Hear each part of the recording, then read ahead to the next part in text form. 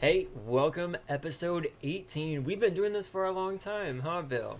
Yeah, 18. That's like one every week. I mean, yeah, it's one every week. For 18 weeks. So what? That's like what, 2, 3, 4 months, something like that. Yeah, it's pretty good. Yeah. Goes to show you just gotta show up.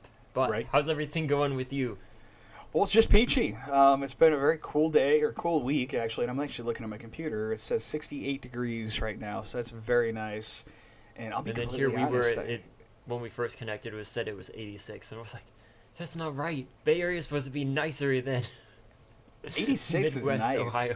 Oh, you're talking, nicer than Ohio. Okay, I gotcha. Yeah, because usually you're like, we have a storm, and I'm like, I'm in shorts. Right, well, we're supposed to have some Or rain we the have next snow, couple and days. I'm like, we got some rain, but nothing. You know, ours is Yeah. always like the toned down version. So you must be nice. And I actually have a friend. Well, you know about that. I got a friend of mine in California. I actually have one in Texas too. They don't get any snow. You have friends everywhere, Bill. Yeah, I do. I got. Well, I'm trying to think of states. We got California.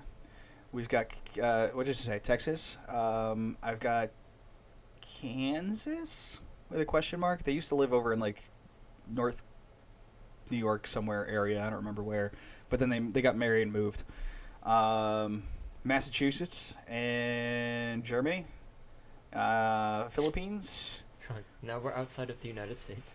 Yeah, pretty much a lot of different places, states and countries, and some of my are not like close relations or close friendships.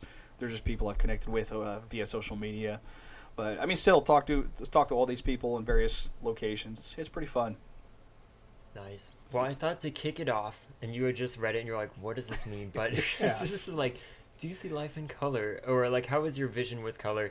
And here's the story that goes behind it. So I have these shorts, sweat shorts, and I have grays, and I love the grays, but I've already worn them. So I'm like, in the morning, picking it out, I'm like, these are not the black ones, because the black ones are a different brand. These are the navy blue. And I have a really hard time, especially in natural lighting at 6 a.m. in the morning, seeing, I'm like, I just go by my logic. This is navy blue. So I'm going to choose a bluish shirt and then white shoes because everyone will know. I know that this is blue. But then I'm at the gym in much brighter lighting in the afternoon. And I'm like, these look black. And then I have this memory, Michael, you got rid of your blue shorts because of this whole story of not being able to tell that they were blue, and you know, walking out the house with like a black shirt, and they're like, dude, you know those are navy blue, right? And I'm like, in the sunshine I can tell, but in the house I cannot tell. So it was just this weird, like, man, I always like stay clear of the navy blues, but I think it's an interesting topic to talk about. Like, I don't know, just we all see color a little bit differently, and like, what is this color to you is going to be different for someone else, and it's just an interesting thing. So I don't know if you have anything interesting to add to that of like, do you have any colors that are... Well, I mean, I don't really... I actually, last week, I think is what it was, I was looking... I was grabbing a shirt, because I think I had one of them on previously. Yeah, I had a gray shirt on. Did I share it with you? Because I feel like I might have. Mm-hmm. No? Okay. We don't talk about clothes, Bill. Okay. Apparently we're not that close. But no, I had a gray shirt on. I was getting ready to get a shower, and so I was grabbing out of my bag, or not my bag, my basket, laundry basket, that thing, a shirt, a different shirt, and I was like, okay, well we'll wear this one, and then I picked it up, and I'm seeing that there's another one of the same shade, and I'm like, because I just saw it together, and I was like, oh, like I was thinking it was all one shirt, so I went to grab it, and next thing I know, there's another one. The next thing I know, there's another one. So apparently I have too many dark color shirts, which I'm okay with. Yeah. Like, I laid them out on my bed, and I took a picture of them, and I sent it to a friend of mine, and I was like, I can't remember how I said it. I was like, can you tell me what's wrong with this picture, or something like that? And they said, it's like, well, the one, or this particular one has a stain on it. I was like, okay, besides that, that's the one I wore to work. I was like, so there must be good friends, though, if they're going to point that out. So. And so, yeah, I made the point, and I was like, no, I mean, this is apparently, my thing. Like, I'm wearing a light gray shirt right now, but a majority, when I go to work, I work in a dirty factory, so I don't care what I wear. It's going to get dirty anyways. So, but primarily when I'm home and I'm actually in fairly decent clothes, and by decent, I mean a nice shirt that hasn't been all stained up, just tore up and everything from a factory jeans. But primarily, most of my shirts are just a dark color. But I do have to say, is like I've never considered well, these ones are dark navy blue, and that's going to clash with this one, so I better wear these ones instead. And then I go somewhere else and realize, like, well, I think I put the wrong ones on. We've never had that happen. To Sunday school thinking I picked out black socks. And then you get to church and you're like, I'm wearing black shoes with navy blue socks. I'm like, oh. So I think it's been like a theme in my life. Yeah. That I guess like maybe a couple of years ago I just threw out all the navy blue. So like that's what you do. You just get rid of it in your life. But well, I think my issue is like, because I've never been that critical with my clothing. I think I would say primarily it's because of where I work. It's literally just jeans and a somewhat raggedy shirt because it's going to get dirty and stained up anyway, so might as well wear something old. But I think maybe, I don't know, you'd have to talk to my mom, get her opinion, but because I mean she knows more about my clothing attire than I do. As far as I'm concerned, just give me a shirt, give me jeans, and I'm good to go. But I think the other thing that plays into it is they have studies that show like more men are colorblind than women, and then growing up, women see like 42 different colors of the rainbow. And we're like, we've got 6, 7. Yeah, me it's just red, it's green, it's blue. There's the basic. There's no neon, there's no beige or whatever. Yeah. It's like if it's a dark blue, it's a blue. If it's a light blue, it's a blue. But they have those colorblind tests where you're supposed to see the numbers. I can't do them. No. I'm really bad at them. And so I look really hard. I'm like, follow the one that looks different, and then it's like I can get it eventually, but just get your pen out and start tracing it. Most people, you just see it and you're like, it says 23, and I'm just like, but I see color, so I'm not colorblind. So it's always just been a weird thing where I'm like, and when I do like visual thing, graphic design thing, people say it all goes well together, like most of it goes together, so that has always made me question. I'm like, how do people see color? Like, we all have different eyes, we all see things different. Like, I don't need glasses, a lot of people need glasses. Right. We are all different. So I like, that's a question you ask God. You're like, what are the real colors? Can you please open my eye? Like, right. Show me what the person next to me is seeing and what I'm seeing, because it is different. But then I also think it's really cool because I think I see colors really nicely and things are beautiful. So I'm like, man, and I'm probably on the lower end. Not the lower end because I can't see color, but someone who has got like blue, that perfect dark vision, blue. I'm just like, ooh. But then that person probably sees mistakes in everything. So I'm like, maybe it's good. I don't have the high end. See, and like on that, I've got a coworker that's colorblind. He can only see the color purple. That's it. Oh. And his favorite color is purple for obvious reasons. But what's really you give interesting? Him a shirt, you're like, this is. Oh no, he would know if it was purple or not. Sorry, go ahead. Right. When and he still knows. Like he can identify colors, but on a gray scale, like the shade of the gray it is. And I think that's rather interesting because, like, years ago, we would play video games together, and he'd, whatever it is, either decorate his character, or whatever you can decorate in a game, and it actually come out looking nice. Like, for a man, me personally, who can see colors and all this stuff, to see a person that's colorblind do this type of decoration, I was like, it's actually pretty impressive. And he's putting this dark gray with this light gray with this, mediocre gray, and the super dark gray. At least in his mind anyways. But like I said, he's like 20, I think he's almost 30 now, but being colorblind for years and having people help him with identifying certain colors, he can match those to the shades of gray. And it's just really cool to even think about. It's like, dude, I have no idea how you do that. I mean, I've been seeing colors there my entire life, but I've always been interested in seeing that. It's like, and he gave me the smart answer. He's like, well, just pull out your phone and just switch the camera to black and white. It's like, shut up. You're right. Man, no, yeah, I think that's fun. And maybe if you're watching, let us know your own experiences. Have you left the house and then you realize you're wearing the wrong color, or maybe you don't see certain colors, or you see certain colors? I don't know. There's a lot, but do you see life in color? Right.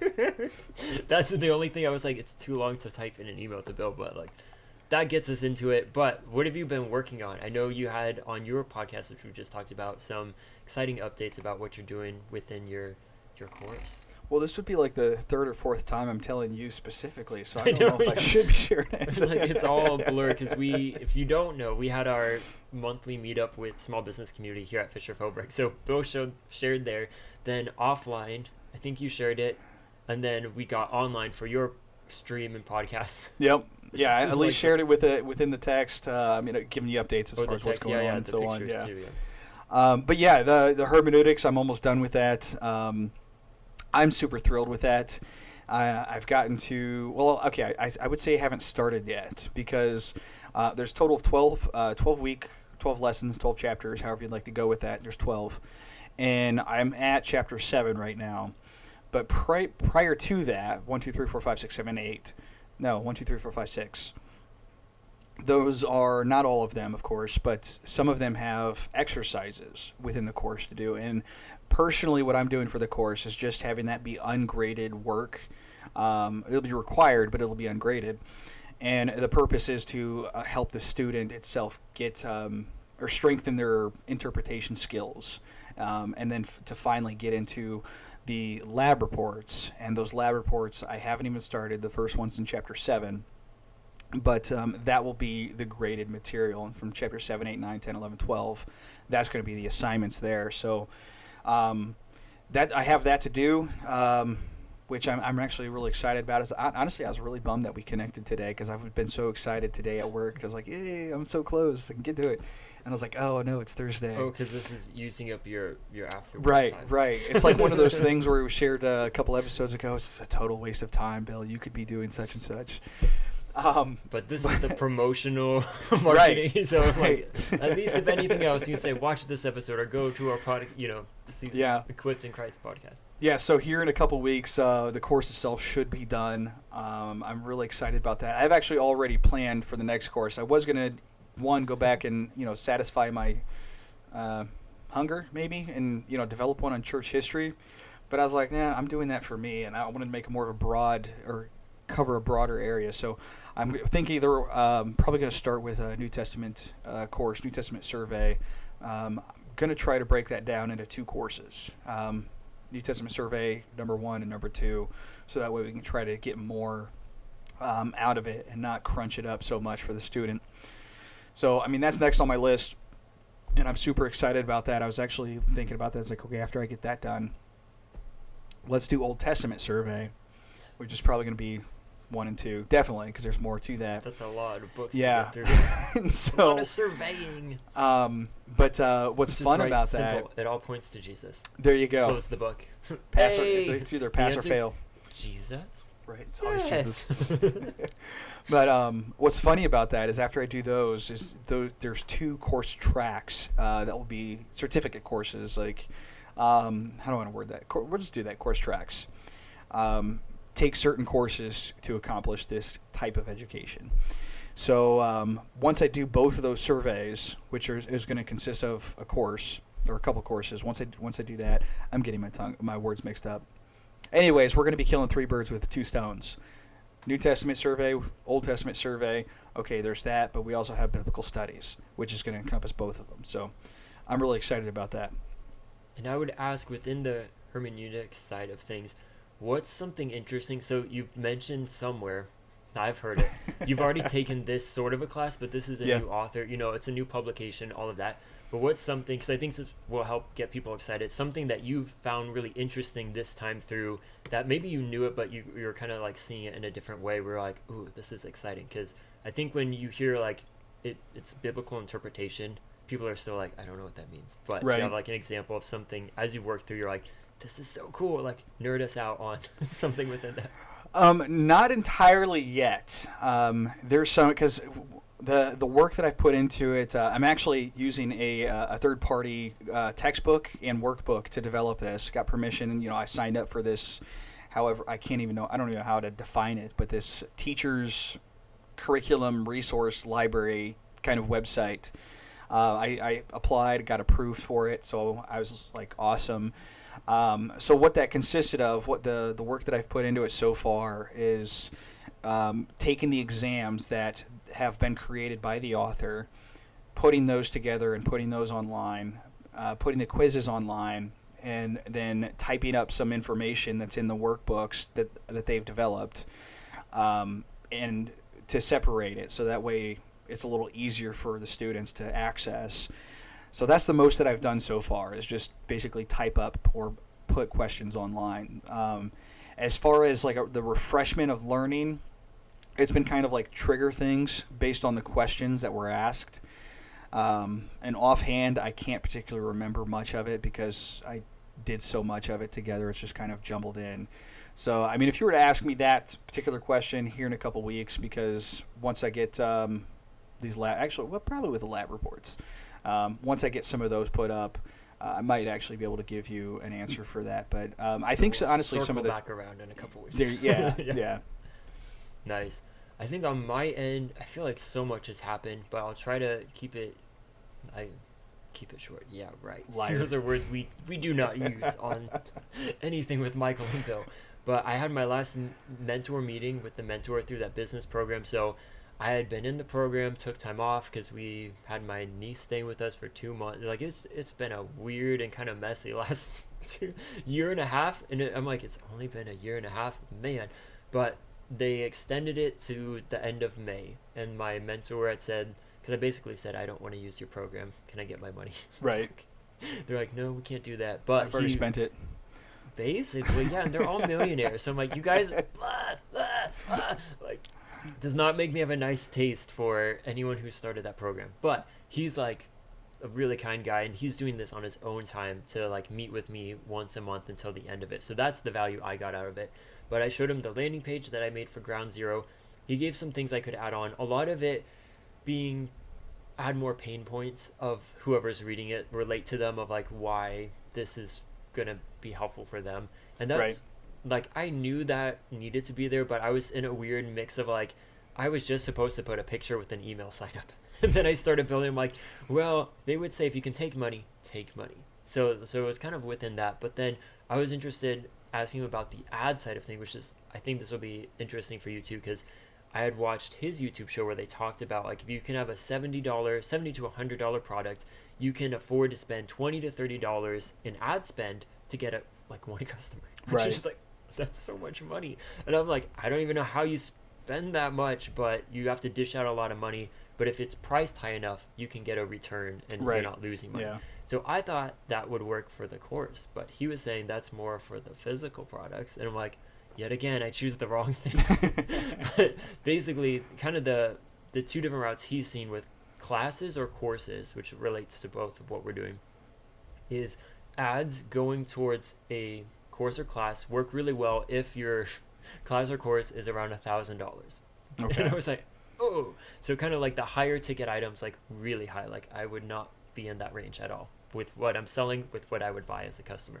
But if it's that much, then the ad spend is worth it, and it's just a lot of work. It's still really hard to get people. But he said typically the other route that I could do or that people have done that works is, so I have my masterclass that is going to be around $200. I'd have a kind of like either condensed version, so think like mini course or like resource from that is cheaper, so like in the $20 to $30 range, and then I'm upselling to the masterclass. Okay, to yeah. kind of get your foot in the door, which an ad can do of getting them there. And I think for myself, I thought I might just do the first section, which is like foundational, what you need as you're going to start your journey. Because really, I think everyone should take that, you know, like not even just for me, but like how can you live your best life, go through this. And then the goal would be, then I'd be upselling to the course. Like, did you like this? Well, you get so much more if you get the course. But then right. I had this fear. I'm like, I could talk an hour on this and the whole course is only an hour video. So then I'm like, then I might make something better than actual. So it's one of those, it's in development. Like I just thought of that today as I was walking the dog and like thinking through, but I'm like, oh, I was not crushed, but just like annoyed, you know. I'm like, this was the one thing I need to get started, to start selling something. And I'm like, and yet again, it's going to be tricky, but that's kind of the journey, right? Like, yeah. It's not easy. Well, yeah. And that, I mean, it these things kind of suck, but at the same time, like all of it is exciting in one way or another. It's like, yeah, you know, I'm at a brick wall. I've got to climb this thing, you know, however you'd like to, you know, whatever kind of analogy. But ultimately, you know, you look back at life, 5-10 years from now, and you're like, it was definitely worth it to be where I'm at today. And we'll have it all recorded, so good for us. Yeah. We don't have to take journal. You know, people are like, journal everything to capture your moment. I'm like, I'd rather just talk. Right. Who knows if I'll ever go back and watch this, but maybe. It's like, it's a lot easier. It's like, Even if you archive it, just be like, oh, you know what? I have one. Just get one of those little voice recording devices and you're like, this is what's happening on Thursday. So yeah, I also started doing a driving show, which sounds so dumb, but I did an Instagram live on my way to get the film done for the class, and I think it was a lot of fun. Driving, I think, is kind of boring, but I've never had a job where I drive into work or have a commute where it would be worth doing that. So I was like, I drive to the gym, it's about 10 minutes.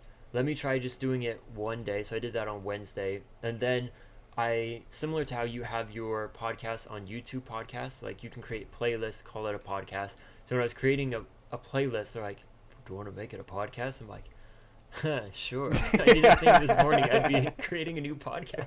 And it's not really a pod, it's like, I didn't mean to make it a podcast. It just happened to be one. And you just call it a podcast. I'm like, okay, it's a podcast. But basically like a 10 to 15 minute, here's like encouragement to get out, get exercising, whatever that looks like in your own life, and then here's what I'm working on in that day. Short, sweet. We've had people tell both Bill and myself an hour long is too long. It's like probably this 20-30 minutes is too long. So I'm like, fine, here's 10-minute content. Right. But then today I was stuck in traffic, so it was a 20-minute long video. So I was like, I don't know if people understand. I can fill the time. Right. Like, I'm in no shortage of words. Like, I'll just keep rattling away. See, if you get a good song to come on the radio, you can turn it into a music video too. I actually did that this morning. I pulled into work and I don't remember what the song is. Always Something There to Remind Me. Oh, yeah. I don't remember who sings it, but that started playing on the radio, and I'm pulling the bells in. Chiming. Bum, yeah. Bum, bum. And so my supervisor, he parked next to me, and I'm like, I like the song, so I rolled down my window. I thought I'd be a nice, good Samaritan. I'd roll down my window and turned up the radio and just started singing to my boss, my supervisor, and telling him that there's always something there to remind me. Did he take it well? No, he had some very, Bill, you're not really a man, are you? Kind of vocabulary. I was like, hey, it's a good song. He's like, well, if you live in the 80s. And I've got a motorcycle. Right. I'm somewhat of a man. And then I told him, like, yesterday I had Foreigner's Hot Blooded stuck in my head. Like, basically what happens is whatever the last song that I listen on the radio when I go into work, that's going to be the song that's stuck in my head most of the day. So I'll send you a clip of Baby Shark. No, you will not. My best friend and his wife, I mean, they harassed me with that, and I was like, no. It is catchy, but yeah. But awesome, yeah. And then from here, to close it up, what are you working on in these next couple of days from now to when we talk next? Yeah, just the lab reports thing. The other podcasts that we do together, the whole live streaming thing. It's actually been a blessing. I was thinking about that last week. I was like, it's literally just a download, upload. That's it. Easier, right? That's the goal. Yeah. So I was like, oh, that's so cool. Streamline it, make it easier, get more viewers, more engagement. Yeah, so I don't really have to do much with that, but I think the next couple of days it's just going to consist of working on those lab reports. I'll probably have the option once the course is finished. Say it's like you guys can do the work, you purchase the workbook as well, or you can just use the material that's on the website. It's the same material. But I'm actually, the workbook material itself, I'm going to have for the lab reports breakdown to be individual PDF documents, so that way they can just have them and set it up a certain way in which we've got to have access to this somehow in order to grade it. But that's on my list. Yeah, that's it. You said you're reading a good book too. Oh yeah, you know what? Something about bricks and. But yeah, there's Swindoll. Chuck Swindoll's "Hand Me Another Brick." It's really really good. Was that one I mentioned? Yeah, because you said something about hitting up the library. If you have the affiliate link, let me know. I'll add it to this description. There you go. I can do that. Make it up because I'll forget. I'm always re-watching this like days later. I'm like, Michael, you clearly said, I'm going to add the link. And then I'm looking, I'm like eating breakfast. I'm like, oops. There is no link. Add the Witch of Endor. And then I go back in. But yeah, Hand Me Another Brick. It's awesome. I heard his sermon series years ago, and then I just started listening to it again a couple months back, and I was like, you know what? Because he in that he talks about a workbook or to his congregation, check your notes or however it was worded. I can't remember. I was like, you know what? I'm gonna take him up on that. I'm gonna get online. I'm gonna buy the book, or I bought the study guide, and then I was like, I ended up buying the Kindle book. Well, for my Kindle, ironically. And just been reading through that and underlining just about every single page, and so that's a really good book. I mean, it's on leadership, how to lead, and what makes for a good leader. So I've really been enjoying that book. That's my awesome. Yep. Nice. For myself, from my mentor, I got plugged into Beehive, which is a new emailing platform, and I was looking at it last night. And I was like I already, after the call, added so many more things to my list of things to do. And then it's apparently an easy site to get into, but I have to relearn a whole new website. Like when you change from a website provider, you're like, everything is different. Why won't this edit? And they're like, you need to go over here to edit. I'm like, then why are you showing me that? Here's your website you're building. And so I was just a little annoyed. I'm like, this is not easy. But then I'm like, learning is good. You'll have a new thing to learn, and it's going to kind of gear, and that's the other thing I was thinking through today, of really I want to rely on emailing to make money. And I think I'm going to kind of copy and follow what the mentor has done, because I'm like, he's been successful doing it. And what I've seen with my own business is I always have a website and no one goes to it. No one reads the articles. I'm making content from the articles. I'm like, fools, you could have gotten this for free.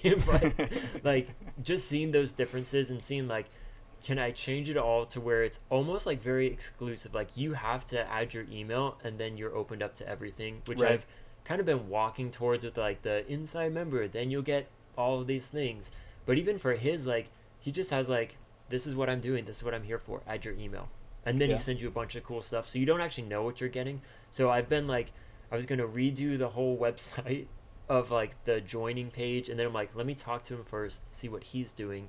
So I'm kind of working around within that. And I think the impactful thing, which I shared it on one of the episode 2 of the driving show, was he had talked about in one of the videos, because I ended up paying to be a subscriber, a paid member of his email program, and he sends out a ton of good stuff, and I was like, oh wow, this is great. But what does it do? Gives me more things to go over and to think through. But kind of this there's someone buys something for seemingly a reason. I bought these headphones because I need headphones, but there's more to it than that, whether it's like a hidden desire. He calls them I think level 2 intention or feeling, or I got these because I like the brand, or they make me look cool, and it's important that I feel confident and that I look confident, or that it gets me more friends because I've got these headphones. Kind of this underlying what is it about your customers that you can figure out and then write and speak to that, because that is what's going to draw people in, keep them there, and then keep them buying your items, whatever you're providing. So it's exciting, but then I'm it's almost I'm revamping yet again. In December I got on WordPress, made a whole new website, spent a ton of time, and then I'm like, can I ditch this? I'm like, it's almost very freeing, but then also sad, because I'm like, I spent 2 months building all of this. So well, and that's pretty much what we've done on our end too, is I think because you just got a new website too. I think total I want to say maybe 3-4 maximum of wipe the slate cleans that I've done since I've this whole my side of things. It's been inception, or since the inception of it. But I think I finally found what the vision, the goal, and everything of the business project, ministry project. So hopefully here in a couple of years we don't have to wipe the slate clean. Yeah, because then it's a big deal if you you got a whole customer base. They're like, what did you do? And you're like, And I don't think I will. I think because I actually do have plans on additions, I would say, or you could say subdivisions of the business itself, in a legal sense. So there's once other you have things. A Bible Institute, you're like, Bill, you can make a new website for that. Oh yeah, definitely link them from one to the other, but it can have its own brand, built into whatever the name and colors and all that. Speaking of colors, so there's quite a bit that's on the list, but I'm excited about it all. It's just a matter of getting going. So Awesome. Well, we'll leave it with that. You guys, check out the description. Let us know if you have any weird color stories. And then make sure you're subscribing, following, doing everything, joining our email list. Bill's got it too. Scroll all the way down at the bottom of his website. We tested it out. It works. Oh, yeah. Called, I forgot about that. You said they're called something like an interested person. Yeah, I think it's defined as person leads, of interest, if I remember right. It's like a cryptic way to say you got a new supporter or, you know, a new person signed up. But they're there for a reason, and it is really important in small businesses to do something such as that. So check it all out and stay tuned with us, and we'll talk to you all next week. Oop, bumped a mic. Bye. This is always the screw up.